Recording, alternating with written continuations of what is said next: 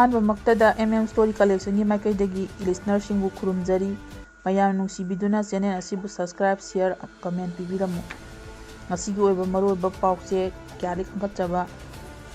ꯃꯌꯥꯝꯗ ꯈꯪꯍꯟꯖꯔꯤ꯫ ꯅꯥꯒꯥ 6 ꯁꯤꯅ ꯐꯪꯂꯛꯄꯗꯒꯤ ꯆꯤꯡꯗ ꯏꯔꯥꯡ ꯊꯣꯛꯄ ꯍꯦꯟꯒꯠꯂꯛꯂꯤ꯫ ꯀꯥꯝꯖꯣꯡ ꯗꯤꯁꯇ꯭ꯔꯤꯛꯀꯤ ꯀꯨꯜꯇꯨꯗ ꯈꯨꯟꯖꯥ 2 ꯍꯥꯠꯂꯝꯂꯦ, ꯌꯨꯝ 30 ꯃꯩ ꯊꯥꯔꯝꯂꯦ꯫ ꯅꯥꯒꯥ 3ꯃꯛ ꯃꯁꯛ ꯈꯪꯕ ꯉꯝꯈ꯭ꯔꯦ, ꯄꯣꯁ꯭ꯠꯃꯣꯔꯇꯦꯝ ꯇꯧꯗ꯭ꯔꯤ, ꯑꯁꯤꯕ ꯍꯛꯆꯥꯡ ꯂꯧꯈꯤꯔꯣꯏ꯫ ꯅꯥꯒꯥ 3 ꯀꯅꯥꯅ ꯍꯥꯠꯄꯅꯣ ꯑꯊꯨꯕꯗ ꯄꯨꯊꯣꯛꯀꯗꯕꯅꯤ꯫ ꯑꯗꯥꯡ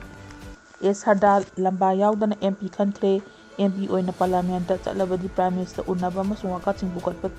ꯇꯥꯗꯨꯅ ꯂꯩꯔꯕ ꯋꯥꯐꯝꯅꯤ꯫ ꯁꯔꯗꯥꯔ ꯅꯥꯒꯥ 3 ꯍꯥꯠꯂꯛꯄꯗꯒꯤ ꯈꯣꯏꯁꯥꯎꯅꯔꯕ ꯅꯥꯒꯥꯁꯤꯡꯅ ꯁꯦꯅꯥꯄꯇꯤ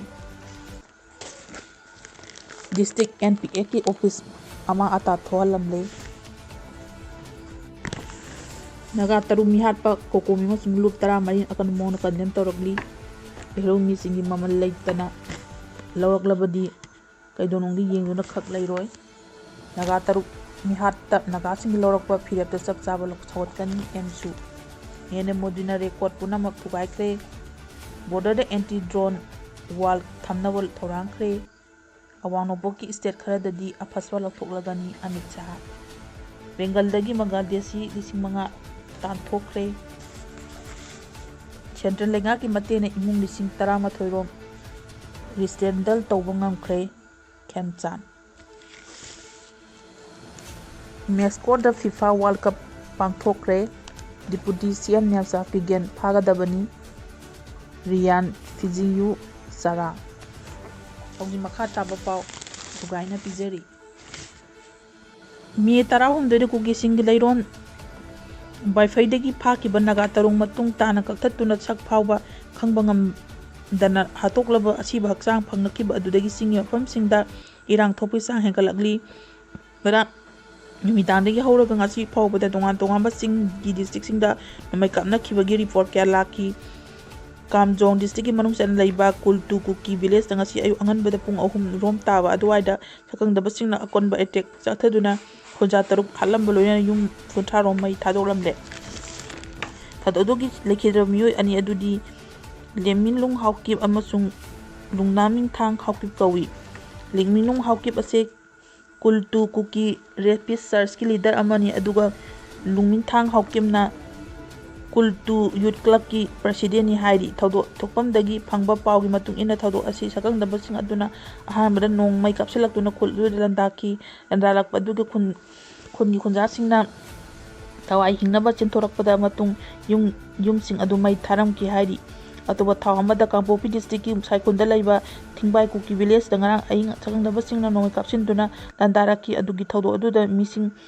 ꯃꯤꯁꯤ-ꯃꯤꯅꯥꯁꯤꯡ ꯌꯥꯎꯕꯒꯤ ꯄꯥꯎꯗꯤ ꯐꯪꯗꯦ꯫ ꯉꯁꯤꯒꯤ ꯊꯧꯗꯣꯛ ꯑꯗꯨꯒ ꯃꯔꯤ ꯂꯩꯅꯅ ꯏꯁꯇꯔꯟ ꯀꯨꯀꯤ ꯆꯤꯐ ꯑꯦꯁꯣꯁꯤꯌꯦꯁꯟꯅ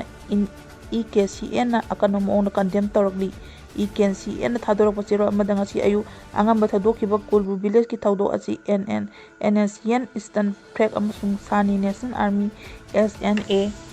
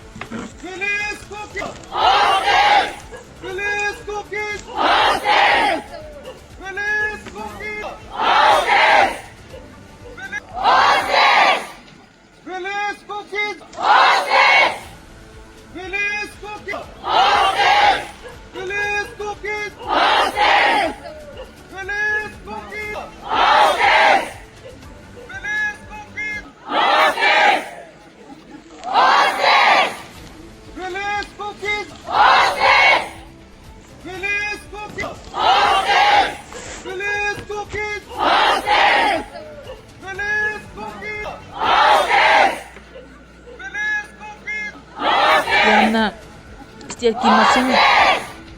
नोमगी मसिंग हंथरक्पा हाइबसे रिजल्ट असिगी इंग तप्पा हंजिलक्ले हाइबगी ताकपनी हान खंदोकी नकल अमरोंदा गैस अमसुंग ऑयल एक्सपोर्टेशन तौनबगी पांदमदा सेंटर असम अमदी नागालैंड की मरक्ता माई पाना पाइपलाइन टायर एमओयू एग्रीमेंट खुयेक पीनबा मदुगी मतांगदा पलदुना होम मिनिस्टर अमित शाहना हाई प्राइम मिनिस्टर नरेंद्र मोदी अवांग नोकोदा सखत लखोल बोक तोंगा तोंगा खतांग असिगी मनुंग चना हाइबा एमयू असि माई पाना खुयेक पीनबने हाइकी सेंटर असम नागालैंड की मरक्ता गैस ट्रक ऑयल एक्सपोर्टेशन तौनबता एमयू अमा माई पाना खुयेक पीनबा ngam asina lebaku nomada group oil lising amaga chawang extract tawdun lakna matanda sara tara hena crude oil export tawdun ngadaban crude oil handing hana export tawdun matam chang leba asigi crude oil dina ka to leba sinda ipan tamu leyam badu tawdun ngadaban haina ma ka ta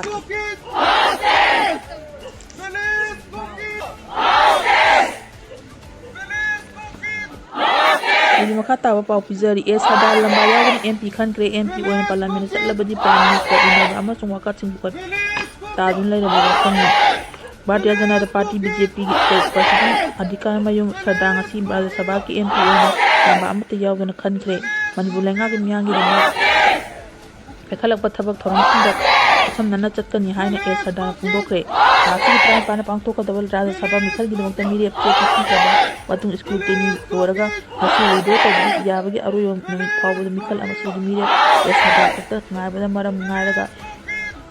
uncontested mahana Rajya Sabha ki MP mikhal asamai pakhibani asinu tilpung akum ngomda video tawbi matam loikibun phawbada amata ngaidana piyalba AI sadar mitilpung mari rom tawa atarak adada Manipur Legislative Assembly ki secretary oiriba mikhal asigi returning officer Rojit Sapangna MP certificate kusinagi certificate lain matang tolak pada bomising hango wahangi pakum piyadun sadang Rajya Sabha ki member amo oina topang tokpa communities in urwaraga parliament da choidan sa agan mukala yogo prime minister ona bahai bisu adum tagun lai wafam ni masin tangai padani yena patpa ya wafam pakani haiki amo da hauji tori bi irang asida MP amma oina kai pakani haibagi wahangi pakum piyadun mahana haire ngamai tangai lai da ngi makta Eka pathabak thorong kuj mogalana pun duna myangi sai pagada tabak thorong kuj pathabak thorong doki ke sadana MP obi certificate lo section da manjulenga ki home minister Govindas Konthol jang jang pakse lei da MLA sin ama sun party ki thom kya charu sadana MP oina khulakpada MLA sin ama sun party ki thopu basing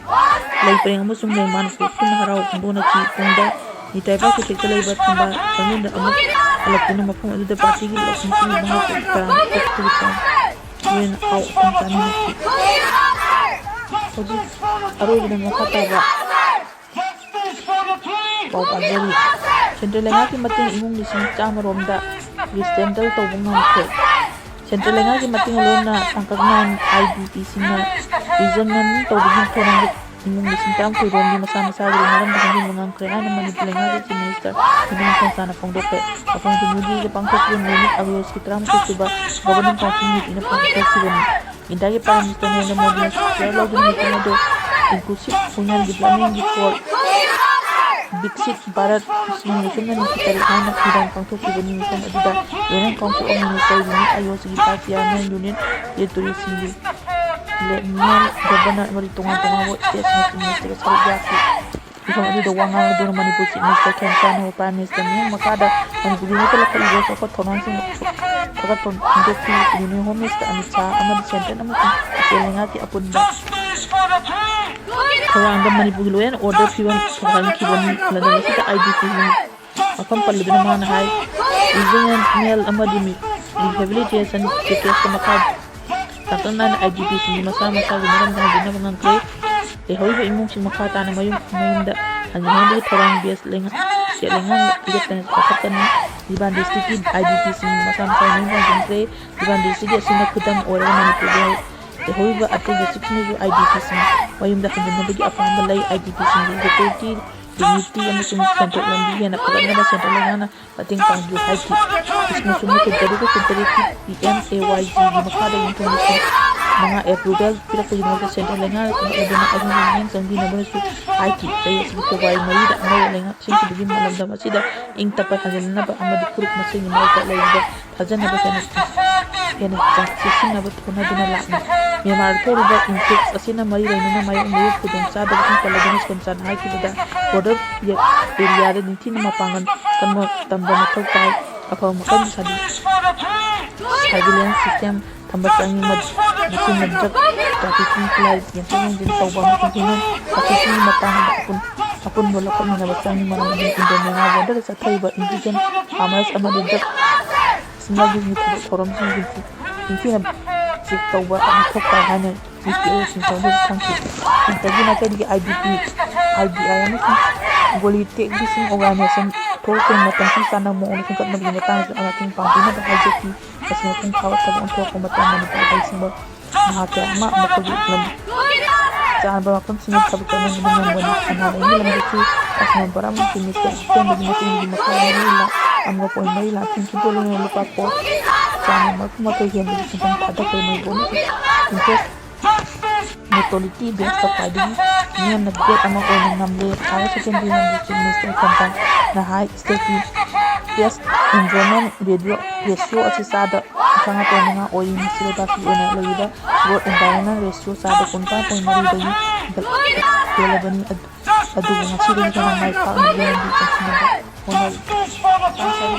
ꯃꯔꯨꯑꯣꯏꯕ ꯄꯥꯎ ꯀꯌꯥꯗꯒꯤ ꯈꯪꯒꯠꯆꯕ ꯃꯔꯨꯑꯣꯏꯕ ꯄꯥꯎ ꯌꯥꯝꯅ